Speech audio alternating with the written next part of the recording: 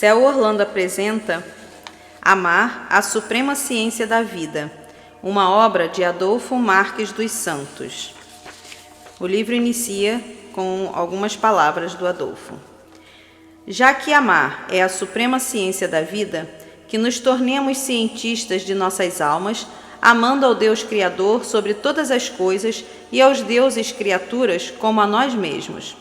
Com tal conduta na rotina de nossa vida mental, eliminaremos paulatinamente as possibilidades de infringirmos os estatutos da vida a fim de não adquirirmos karma negativo. Na condição de espírito eterno e imortal que você é, projete-se mentalmente rumo ao eternamente novo, tendo como foco centralizador de suas divinais aspirações sentir o Cristo amor, para manter a sua vitalidade psicossomática, tendo sempre em mente que amar é o medicamento mais sagrado do Criador nas criaturas. Nomeie o Nazareno Mestre seu guia e modelo e procure conduzir a sua vida dentro dos princípios ético-morais que ele viveu e ensinou.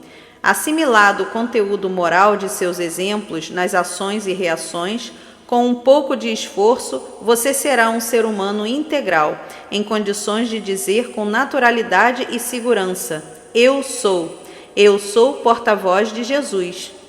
Durante a leitura deste livro, pronuncie as palavras nele contidas com convicção e clareza, colocando toda a sua crística emoção na certeza de que você despertará o seu Cristo interno, a essência de Deus latente em seu âmago. Simultaneamente, vislumbre mentalmente o universo estelar e sinta-se parte não apartada de Deus, volitando pelo espaço sideral no bojo do planeta Terra, para adquirir a certeza de que amar é a ciência suprema da vida. A luz é presente porque primeiro se fez presente o amor. Palavras do Silvestre. Durante a leitura deste livro, no desenrolar das reflexões, perceberemos que verdadeiramente amar é a suprema ciência da vida. Pois, além das sublimes informações que obteremos, nós nos conscientizaremos, em definitivo, da onisciência, da onipresença e da onipotência de Deus no ser humano. Ao adquirirmos conhecimento de que somos portadores dos divinos atributos de Deus, de imediato acionaremos suavemente o nosso Cristo amor e passaremos de maneira progressiva e eterna a amar a Deus sobre todas as coisas e ao próximo como a nós mesmos. Evidentemente, cada qual expressará o seu amor de acordo com a sua evolução moral. A lição do Mestre Nazareno de que devemos amar a Deus sobre todas as coisas e ao próximo como a nós mesmos, nos convida à adoção da ética universal em que o ponto focal é a vida, na mais abrangente e ilimitada expressão, razão primeira e primordial de existirmos como filhos de Deus. Observaremos que, ao dilatarmos a nossa percepção extrasensorial, aumentaremos a nossa capacidade de identificar o Deus do universo e o universo de Deus, justificando assim o fato de as criaturas mais lúcidas quanto ao sentido sagrado das reencarnações não se apoquentarem com questões corriqueiras, que fazem parte da existencialidade, pois elas vivem com os pés sobre a terra, mas suas aspirações transcendem ao plano material e vão vislumbrando progressivamente o universo estelar. Tais pessoas se sentem fortemente atraídas pelos céus, razão pela qual vivem harmonizada com os seus semelhantes da terra, o que significa dizer que os conflitos sociais retratam a desarmonia íntima em que vive bom percentual dos seres humanos, atrelados demasiadamente aos valores perecíveis do plano material. O indivíduo, quanto mais moralmente evoluído, mais humilde se torna, o que o leva a demonstrar na vivência a sua crescente necessidade de Deus. Isso porque ele não se sente autossuficiente. Tal indivíduo ama a vida no plano da existência e se prepara emocionalmente para, quando chegar ao outro lado da vida, permanecer lúcido, pois consciente de que a morte não interrompe a vida e assim continuar amando a vida e o autor da vida no plano da essência.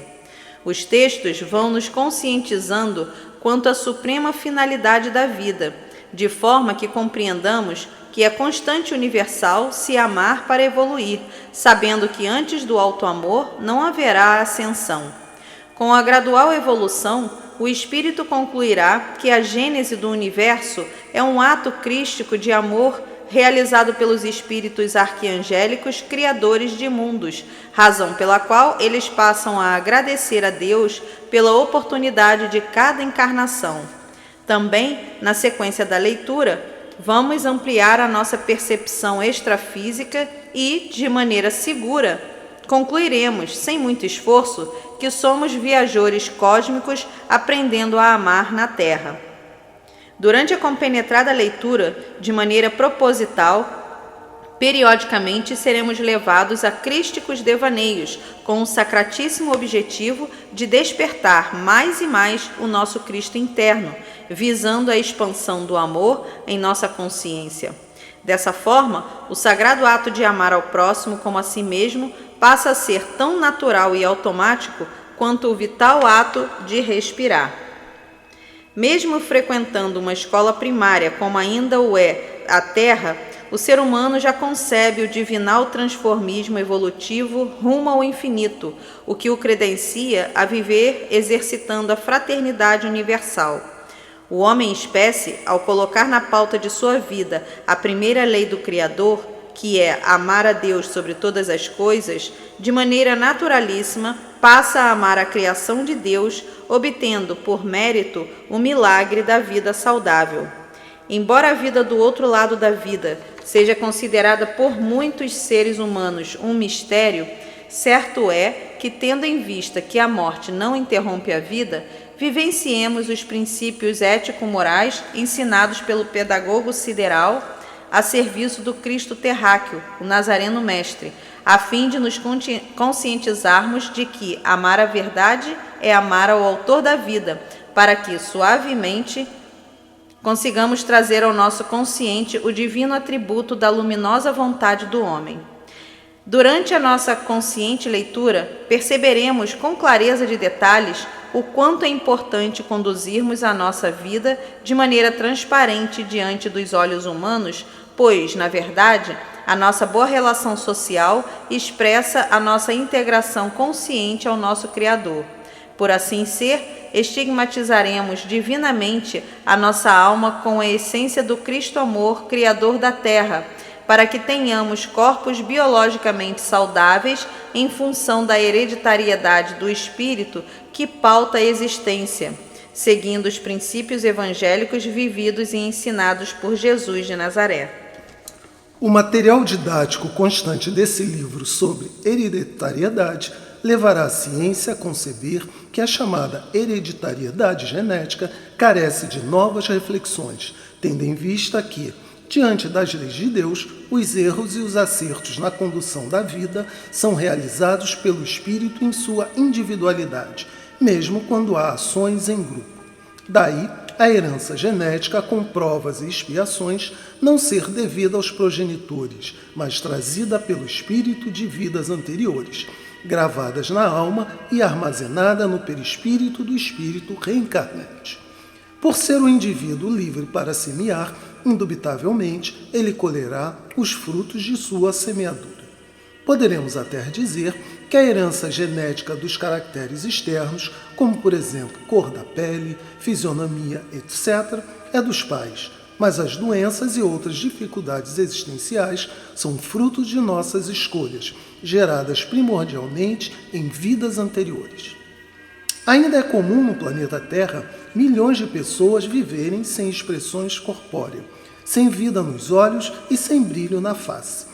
Isso porque carregam das vidas pretéritas as desarmonias vividas acompanhadas pela culpa, o que torna o passado inibidor do presente. Sem fazer apologia à dor, o livro esclarece quanto ao magnífico trabalho realizado pela dor para a elevação moral da criatura. levando a sociedade a compreender e aceitar a dor como função criadora no homem.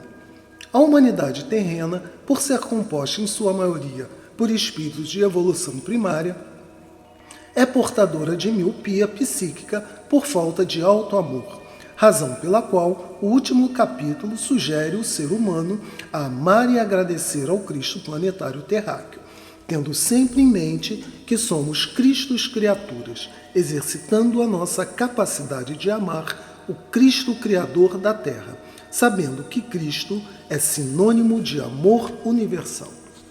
Você, leitor, antes de iniciar o estudo dos capítulos, mergulhe em seu ensurdecedor silêncio interior e faça uma oração ao Nazareno Mestre, nosso guia e modelo. Em seguida, converse com ele a respeito de suas aspirações, almejando realizá-las no atual encarne. Peça ao nosso angelical mestre para lhe intuir quanto ao foco que você deverá manter em sua mente para adquirir condições de ser um divulgador do cristianismo renovado. Diga-lhe com o coração o quanto você gostaria de ter mérito, a ponto de se tornar um porta-voz dos adventos crísticos, e o quanto gostaria de ser portador da voz que transporta a bioenergia da misericórdia do falar. Tenha o garbo de dizer convictamente: eu sou um porta-voz do Nazareno Mestre, o angelical porta-voz do Cristo terráqueo.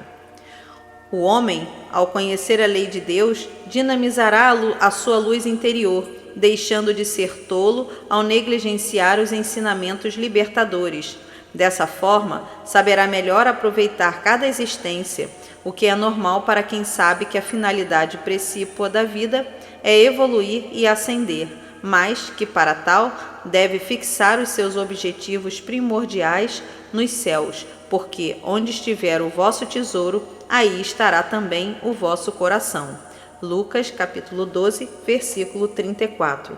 Fim do prefácio.